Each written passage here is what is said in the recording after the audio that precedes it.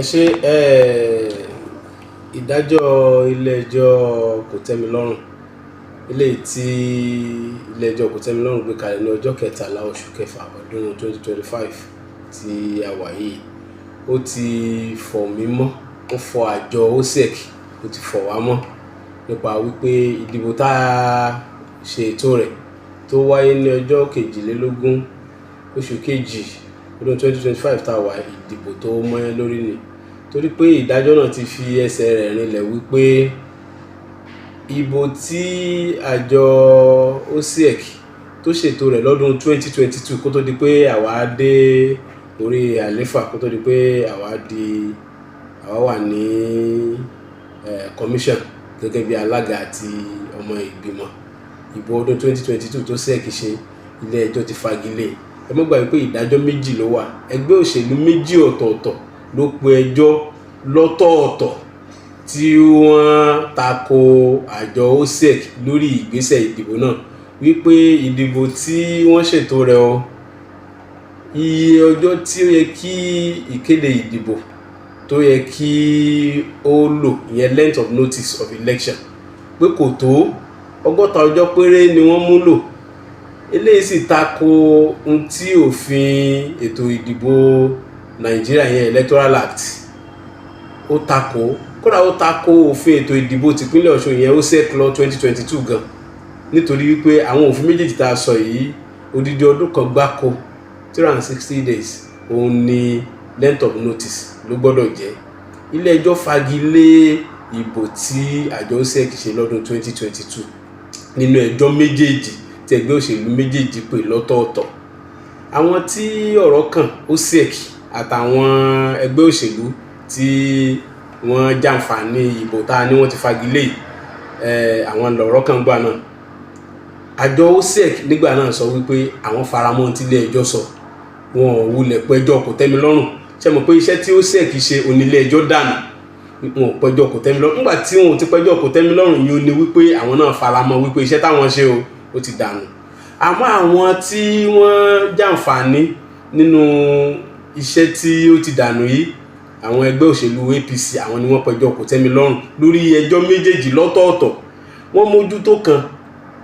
wọn ò mójútó kejì. Ẹyọ kan tí wọ́n mójútó òun ni ilé ẹjọ́ gíga, ilé ẹjọ́ ìjọba, ilé ẹjọ́ kòtẹ́milọ́rùn òun ni ó gbé ìdájọ́ kalẹ̀ lọ́jọ́ 10 oṣù kejì wípé ẹgbẹ́ òṣèlú tó pe ẹjọ́ tí ó fi dé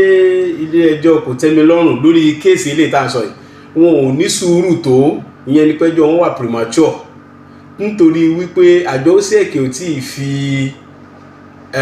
ìkéde ìbò síta nígbà tí wọ́n fi pe ẹjọ́. So ìyẹn là ń pè ní speculation, pé ilé ẹjọ́ sì ní kò sí ní tó kàn pẹ̀lú àwíwí yìí sọ yìí, ìyẹn ni pé kéèyàn kàn dábàá lásán, kò sí ní tó kàn ilé ẹjọ́ pẹ̀lú àbá dídá. tó bá gbé ẹjọ́ lọ ilé ẹjọ́ gbọ́dọ̀ jẹ́ lórí òdodo tó ti ṣẹlẹ̀, ó sì mú ẹ̀rí tó dájú, ó fi tàn, kìí ṣe pé mo kàn dábàá mo rò báyìí wípé kọ́ ní tó ṣẹlẹ̀ lórí ẹjọ́ TP. So ilé ẹjọ́ ní ìdájọ́ tọjọ́ 10 oṣù kejì ọdún 2025, ilé ẹjọ́ kòtẹ́milọ́rùn kò sọ wípé bóyá ìbò tí àjọ OSEC tó ṣètò rẹ̀ ní 2022 ó dáa àbí kò dáa. Tó bá sọ pé ó dáa àbí kò dáa ni a fi mọ̀ bóyá nílé ẹjọ́ fi lè sọ síwájú sí wípé ọ̀nà tí wọ́n gbà yẹ ẹ̀gá mọ́ àwọn tí wọ́n láwọn jèrè níbi ìbò náà, ọ̀nà tí wọ́n gbà yẹ ẹ̀gá mọ́ wọn dì ó dáa àbí kò dáa. Ilé ẹjọ́ ò sọ kankan pa rẹ̀, nítorí wípé tí ilé ẹjọ́ sọ ní pé ẹjọ́ tí wọ́n pè ńgbà náà tájọ ẹgbẹ́ PDP tó gbé ẹjọ́ lọ kóòtù gbà tó pè ẹjọ́ náà kò ṣe kíni o, kò mọ́yán lórí, nítorí wípé wọ́n tí ì fi ìkéde ìbò síta tí wọ́n fi pe ẹjọ́ yẹn, ni pé wọ́n ṣáájú ẹlẹ́ẹ̀dẹ́ pẹ̀ẹ́dẹ́. Àmọ́ ẹjọ́ kejì, ẹgbẹ́ òṣèlú kejì, ẹjọ́ táwọn pè ní tiwọn yẹn APP, àwọn pe ẹjọ́ títí wọn. Ẹ rí pé a sọ pé ọ̀tọ̀ọ̀tọ̀ ni wọ́n pe ẹjọ́ yìí, àwọn pe ẹjọ́ títí wọn nígbà tí àjọ OSEC ti fi ìkéde ìbò wọ́n ti fi síta. Ilé ẹjọ́ sì fagilé, ilé ẹjọ́ yẹ àga mọ́ àwọn tí wọ́n ní wọ́n jáwé olúborí níbi ìdìbò náà. Ilé ẹjọ́ yẹ àga mọ́ wọn ní ìdí. Ìgbà tí ilé ẹjọ́ ti yẹ àga mọ́ wọn dì, wọ́n pe ẹjọ́ kòtẹ́milọ́rùn, àmọ́ wọ́n pàtì lódidi ọdún méjì kó tó di pé àjọ OSEC wá lọ ilé ẹjọ́ kòtẹ́milọ́rùn pé tó afẹ́mọ̀ tó láti fi ìkéde ìbò míì síta nígbà báyìí. Àmọ́tọ̀ ká lè mọ ibi tá à ń lọ ń bẹ̀, ilé ẹjọ́ apíìlì táwọn ẹni yìí tí wọ́n pè yẹn ẹjọ́ kòtẹ́milọ́rùn tí wọ́n pè lórí ẹjọ́ tó ti fagilé tí ilé ẹjọ́ ìjọba àpapọ̀ ìyẹn Federal High Court l'Óṣogbo tó ti fagilé ìbò afẹ́mọ́ tó ń ṣẹlẹ̀ ń bẹ̀. Ilé ẹjọ́ apíìlì táwọn ẹni pè yẹn ẹjọ́ tí wọ́n pè bá dànù, ilé ẹjọ́ sì dá ẹjọ́ kòtẹ́milọ́rùn tí wọ́n pè ó dànù. Ohun tí wọ́n kọ́kọ́ sọ káàkiri ni wípé ẹjọ́ ìkó kan wọn nítorí pé APM ló wà ń bẹ̀. Ìgbà tí ìwé jáde ta ni gbogbo ayé rí pé APM nìkan mọ̀kọ́ APC náà mọ̀ wà ń bẹ̀. Lẹ́yìn ìgbà náà ṣe wá gba ilé ẹjọ́ lọ padà, ilé ẹjọ́ kòtẹ́milọ́rùn lọ padà pé àwọn fẹ́ kó bá wọn káwọn tó tún àpíìlì káwọn tó gbọ́ ilé ẹjọ́ fi wá sọ pé nísìnyí ilé ẹsẹ̀ wá jí lẹ́yìn ìgbà tẹ́ ti sùn lọ ẹlọ́dún 3 wọ́n wá sáàkì yín. Nígbà tí wọ́n sáàkì yín tí ilé ẹjọ́ ti lé yín dànù tán tí wọ́n ti dismiss àpíìlì yín lẹ́sẹ̀ wá ṣe tẹ́lẹ̀ wá sọ ẹ fẹ́ tàn wá wọ ìjà ẹkùn ẹjọ́ tá a ti dá tẹ́lẹ̀ lọ́n 13 lọ́jọ́ 13 oṣù kínní àti ọjọ́ 10 oṣù kejì ẹ fẹ́ ká tún mọ́ tuntun yẹ̀wò wàhálà tó bá yín yẹ̀ ilẹ̀ fọwọ́ ara yín fàtá ní wàhálà wo ló bá ń wàhálà wípé àti ilé yín kù ní ilé ẹjọ́ ó ti yẹ àgámọ́ wọn ní ìdí. Túmọ̀ rẹ̀ ní pé àjọ OSEC ètò ìdìbò tá a ṣe lọ́dún 2025 yìí ó mọ èèyàn lórí odidi ọdún kan òun ni a fi ìkéde síta kó tó wá di pé ìbò kù ọjọ́ méjì kí ó tó di pé ọ̀gá ọlọ́pàá lórílẹ̀‐èdè Nàìjíríà látàrí ìmọ̀ràn tí amòfin àgbà ọ̀gá wa tá a fẹ́ràn dáadáa tí a sì fi wọ́n ṣe role model wa ọ̀gá wa Lateef Fagbemi tí wọ́n wá mú ìmọ̀ràn wá wípé ká má dìbò nítorí wípé àwọn rí pé ìdájọ́ kan ti wà tó sọ wípé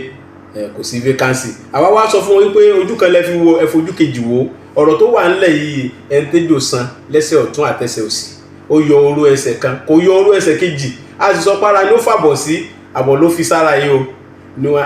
ní gbogbo ẹ̀ ni wọ́n ń dàrú papọ̀ mọ́ra wọn yìí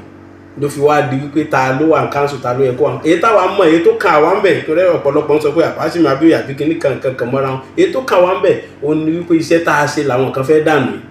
àwọn ọmọ tá a bí òun ni ìbò tá a dì lọ́jọ́ 22 oṣù kejì ọdún 2025 tá a wáyé ọmọ yìí ni wọ́n ń dà láàmú èèyàn tí wọn ò fẹ́ jí orí ayé gbé òun ni ó fa fitafita wa táwa náà ń pariwo wípé kí wọ́n bá sọ fún amòfin àgbà lórílẹ̀‐èdè Nàìjíríà kí wọ́n tún ìmọ̀ràn wọn kí wọ́n tún yẹ̀wò dáa kí wọ́n wo gbogbo òfin tó rọ̀ mọ́ gbogbo kíní pátá àwọn arábí tá à ń sọ yìí wọ́n kí ọwọ́ tí ń dùn wọ́n kì í bọ aṣọ o wọn ò fi hàn amòfin àgbà tán wípé ìdájọ́ méjì ló wà lọ́rùn àwọn o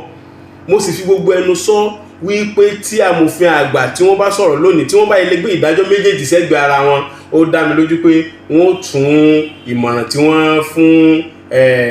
ọ̀gá ọlọ́pàá pátápátá wọ́n ó tún ìmọ̀ràn wọ́n ó tún yẹ̀wò nítorí wípé agbẹ́jọ́ ẹnìkan agbọ́dání gbogbo wàhálà ilé tó ń ṣẹlẹ̀ tẹ́rí pé àwọn kan sọ pé ẹni tán bá bíyàn dáa kó wá káńsù kó wọlé wá bí náà bá láwọ kò ní jógòkè odò nítorí wípé wọ́n rí pé àwọn ní àwọn nǹkan lẹ́yìn tó lè ràn àwọn lọ́wọ́ tó lè wò pé tí gbogbo ẹ̀ bá dàrú àwọn ni wọ́n ṣègbè lẹ́yìn àwọn ó ní gbogbo